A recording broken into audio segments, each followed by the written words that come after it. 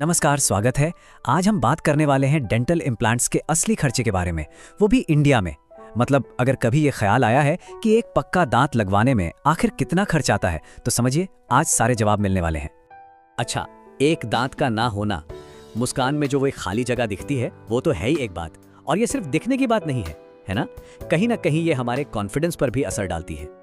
लेकिन एक और गैप है, और वो है इसे ठीक करवाने की असली कॉस्ट के बारे में हमारी जानकारी का गैप। और सच कहूं तो ये शायद ज्यादा बड़ी प्रॉब्लम है। तो चलिए आज इसी जानकारी के गैप को भरते हैं और हर छोटी बड़ी बात को समझते हैं।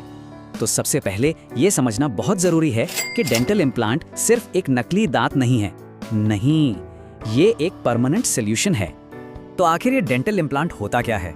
बहुत सिंपल तरीके से समझिए, ये एक आर्टिफिशियल दांत की जड़ है। हाँ, बिल्कुल असली जड़ की तरह। ये असल में एक छोटा सा टाइटेनियम का स्क्रू होता है, जिसे सर्जरी करके जबड़े की हड्डी में फिट कर दिया जाता है। और यही स्क्रू आपके नए दांत यानी क्राउन के लिए एक एकदम सॉलिड बेस, एक मजबूत नींव बन जाता है। अब ये जो पूरा प्रोसेस है ना, ये 3 मेन फेज में होता है। सबसे पहले वो टाइटेनियम स्क्रू जबड़े में लगाया जाता है।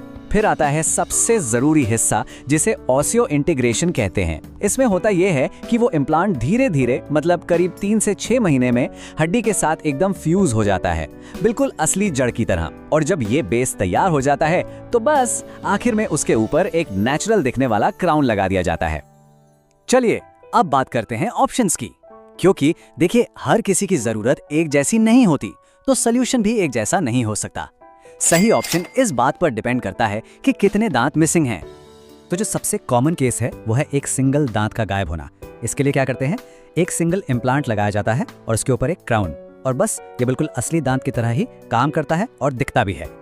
अच्छा, अगर एक से ज्यादा दांत मिसिंग है तो यहाँ पर 2 मेन ऑप्शन सामने आते हैं। एक तो ये कि हर खाली जगह के लिए एक अलग इम्प्लांट लगा दिया जाए, या फिर दूसरा ऑप्शन है इम्प्लांट सपोर्टेड ब्रिज। इसमें क्या होता है कि 2 इम्प्लांट्स की सपोर्ट पर ही कई नकली दांतों का एक पूरा सेट लगा दिया जाता है। स्मार्ट है ना? और मान लीजिए किसी के पूरे जबड़े के ही दांत नहीं है, तब क्या? वेल, उसके लिए भी कमाल की टेक्निक्स हैं, जैसे ऑल ऑन 4 या ऑल ऑन 6।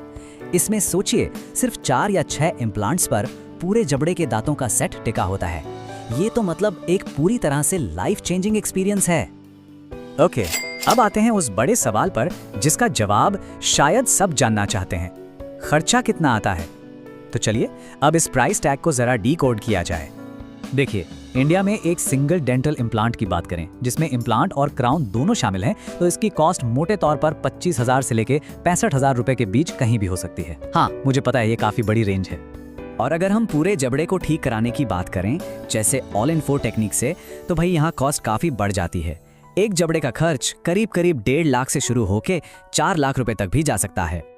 तो सवाल ये उठता है कि भाई कीमत में इतना ज्यादा फर्क क्यों है? मतलब एक ही काम के लिए कोई 25,000 दे रहा है और कोई 65,000, ऐसा क्यों? इस बड़े प्राइस गैप के पीछे असल में कई वजह हैं। तो चलिए एक एक करके उन फैक्टर्स को समझते हैं जो फाइनल कॉस्ट तय करते हैं। इससे एक सही फैसला लेने में मदद मिलेगी। देखिए, कॉस्ट कई चीजों पर डिपेंड करती है, जैसे इम्प्लांट किस ब्रांड का है, उसका मटेरियल क्या है, टाइटेनियम है या जर्कोनिया, आपके सर्जन का एक्सपीरियंस और रेपुटेशन कैसी है, क्लिनिक की लोकेशन कहाँ है, मेट्रो शहर में है या छोटे शहर में, लेटेस्ट टेक्नोलॉजी जैसे 3D स्कैनर्स यूज हो रही हैं या नहीं, और हाँ, क्या बोन ग्राफ्टिंग जैसे किसी एक्स्ट्रा प्रोसीजर की भी जरूरत पड़ रही है। ये सब मिलकर फाइनल बिल बनाते हैं। और जैसा मैंने कहा, लोकेशन का बहुत बड़ा रोल है। एक छोटा सा उदाहरण देखिए, बैंगलोर जैसे बड़े मेट्रो शहर में कॉस्ट थोड़ी ज्यादा होगी, वहीं कोयम्बटूर जैसे शहर में ये कम हो सकती है।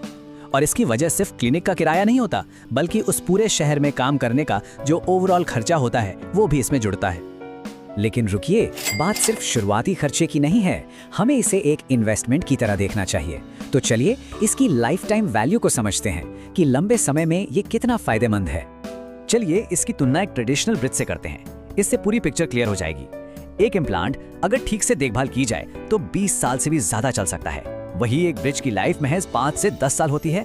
और सबसे बड़ी बात, इम्प्लांट जबड़े की हड्डी को सुरक्षित रखता है और आसपास के हेल्दी दांतों को छूना भी नहीं पड़ता, जबकि ब्रिज लगाने के लिए अगल बगल के सही सलामत दांतों को घिसना पड़ता है।